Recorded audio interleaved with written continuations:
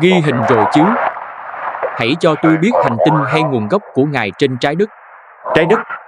Được rồi, hôm qua Ngài nói với chúng tôi rằng Ngài đã du hành và tôi xin trích dẫn đi qua hàng ngàn năm ánh sáng để đến đây. Vâng. Nói cho chúng tôi sự thật hay không nghe được? Đó là sự thật. Tôi tới từ trái đất, từ tương lai của các anh, để du hành thời gian trong không gian, bù lại sự phân chia của không gian. Vậy tôi hiểu rằng Ngài là thế hệ tiếp nhận tương lai của chúng tôi. Không. Vậy Ngài là con người, một thế hệ tiến hóa. Vậy có nghĩa Ngài là tiến hóa từ chúng tôi. Vâng. Vậy Ngài làm gì ở đây vào lúc này? Để quan sát. Từ khi chứng cứ bị phá hủy. Bằng cách nào?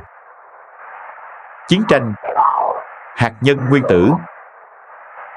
Một số lượng nhỏ còn sống sót. Đó là tổ tiên của chúng tôi. Được rồi, vậy thì làm thế nào để chúng tôi có thể hiểu được về thời gian của Ngài? Anh không có khả năng thấu hiểu hay chấp nhận về những khám phá về thời gian của tôi. Khai sáng tôi đi. Nguồn gốc của vũ trụ. Tự nhiên, cái gọi là sự sống, nó đã được biết. Vậy Ngài biết được ý nghĩa của cuộc sống không? Không có ý nghĩa, nó là sự tự nhiên. Chúng có gì khác biệt? Ý nghĩa là thứ được gán ghép bởi tâm trí. Tự nhiên là một thực thể khách quan. Vậy Ngài biết cách mà vũ trụ được tạo ra không? Vâng. Vậy Ngài đã thấy Thượng Đế không? Chúng tôi đã tiến hóa vượt qua sự cần thiết của mê tín dị đoan, sự cần thiết của Thượng Đế và những thần thoại khác. Vậy hãy khai sáng chúng tôi. Điều gì xảy ra khi chúng tôi chết đi? Cái chết được con người xây dựng lên, và nó không tồn tại. Anh sẽ trải nghiệm nó và có kinh nghiệm về nó, về mỗi trường hợp của cái được gọi là sự sống. Anh, tôi, ông ta, chúng ta là những cá thể riêng biệt của cùng một sự sống, được tách biệt bởi cái mà các anh gọi là cái chết. Được rồi, hãy để tôi làm rõ chuyện này. Không có cái gọi là cái chết và tất cả chúng ta trải nghiệm sự sống của nhau. Về bản chất thì là vậy. Được rồi, vậy thì vũ trụ được tạo ra như thế nào và tại sao nó được tạo ra hoàn hảo cho chúng ta như vậy? Có một lượng vô hạn của vũ trụ với những thuộc tính vật lý khác nhau. Hầu hết chúng không hỗ trợ cho sự sống. Như anh biết đấy, chúng ta tồn tại trong một vũ trụ mà nó hỗ trợ.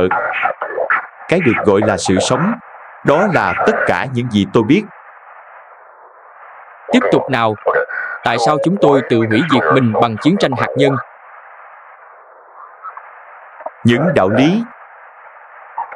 Ngài có thể nói cụ thể hơn được không?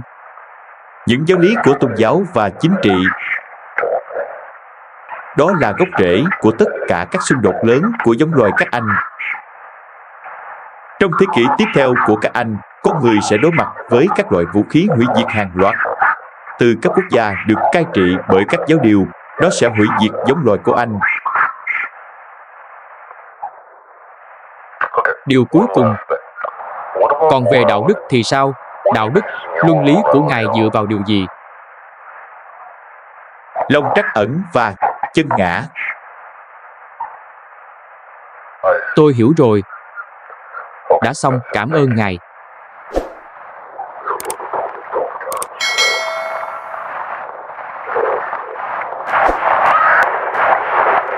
Ngài có thể nói không? Một chút thưa Ngài. Ngài có sợ tôi không? Bởi vì Ngài nên sợ.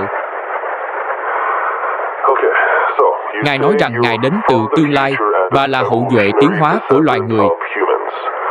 Tuy nhiên, Ngài lại nói rằng Ngài là một chủng loài khác. Vậy, cái nào mới thực sự là Ngài có phải là thế hệ sau của con người hiện đại bây giờ hay là không? Chúng tôi là hậu duệ tiến hóa của Sapiens. Nhưng chúng tôi không thể lai tạo với giống loài của các anh lâu hơn. Do đó, chúng tôi trở thành một giống loài mới.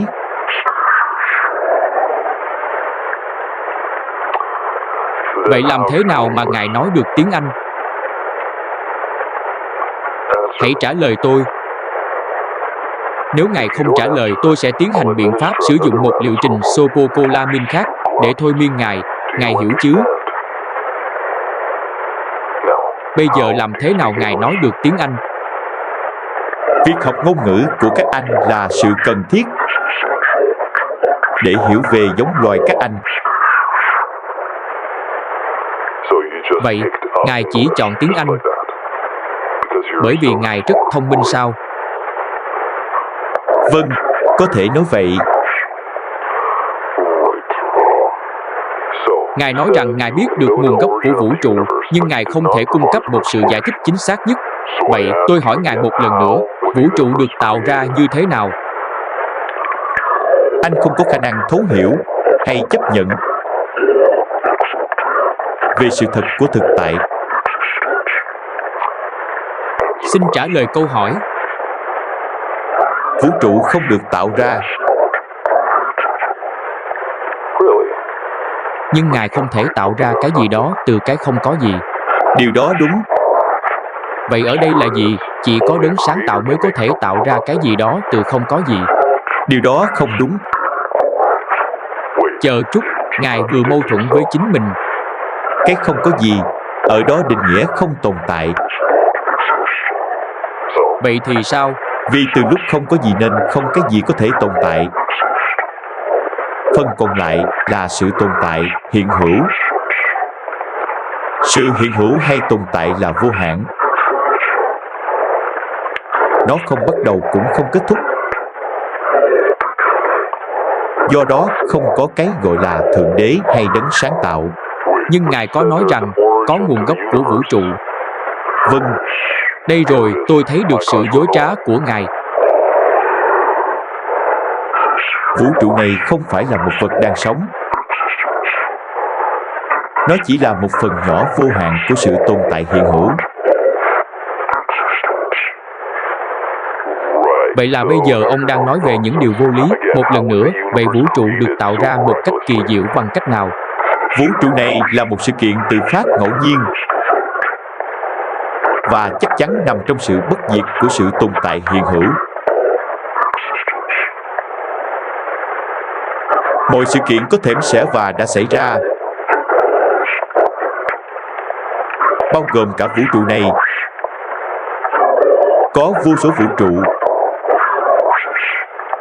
Hầu như tất cả trong số chúng không hỗ trợ cho cái được gọi là sự sống.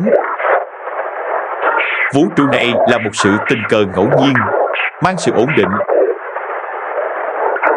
Và có một số ít vũ trụ có khả năng hỗ trợ cho cái gọi là sự sống. Vậy là sự sống vừa mới xảy ra, phải không? Ở vũ trụ này thì đúng vậy. Sự sống như cách mà bạn đặt tên cho nó là một kết quả tất yếu, thuộc về những thuộc tính vật lý của vũ trụ này. Vậy ý của Ngài đang nói với tôi là chúng tôi chỉ là một sự ngẫu nhiên hả? Vâng. Vũ trụ này là một thực thể khách quan cho cái được gọi là sự sống. Như thế nào? Sự sống ở đây hay ở mỗi thế giới đều có thể bị phá hủy ở bất kỳ thời điểm nào bởi vô số những sự kiện ngẫu nhiên. Hãy cho ví dụ về những sự kiện đó. Cái gì đó có thể kết thúc sự sống đến một giới hạn Anh cũng phải biến mất bởi vụ nổ siêu tân tinh, bão mặt trời va chạm tiểu hành tinh. Vậy là vũ trụ không quan tâm chúng ta sống hay chết hả? Chính xác. Tôi không thể tin điều này một giây phút nào. Chúng tôi không thể là ngẫu nhiên. Như tôi đã nói trước đó rằng anh không có khả năng thấu hiểu hay chấp sự thật của sự tồn tại. Vậy nếu chúng ta chỉ là một sự tạo ra ngẫu nhiên, vậy thì chúng ta không có ý nghĩa đối với vũ trụ này. Đúng vậy. Vậy nếu không có ý nghĩa đối với vũ trụ, vậy cái gì là khởi điểm cuộc sống? Có ý nghĩa. Ngài lại vừa mâu thuẫn với bản thân. Ý nghĩa của cuộc sống, ý nghĩa chỉ tồn tại trong tâm trí. Không, Ngài không thể sống một cuộc sống một cách toàn bộ nếu Ngài nghĩ rằng ý nghĩa bằng cách nào đó được tạo ra. Giống loài của anh tạo ra ý nghĩa cho cuộc sống bằng tâm trí, nhưng nó hoạt động dưới những niềm tin mù quáng rằng ý nghĩa của cuộc sống là kế hoạch huyền bí. Nhưng nó không phải như vậy. Vậy ý nghĩa thực sự là gì? Ý nghĩa thực sự là những gì tâm trí của các anh tạo ra nó. Tiếp tục nào. Vậy Ngài nói rằng loài người sẽ chết như là một giống loài. Vậy hãy nói cho tôi biết, chiến tranh hạt nhân sẽ diễn ra khi nào? Nào, bây giờ hãy nói cho tôi biết, chiến tranh hạt nhân sẽ xảy ra khi nào? Đây không phải là nơi của tôi để thay đổi lịch sử.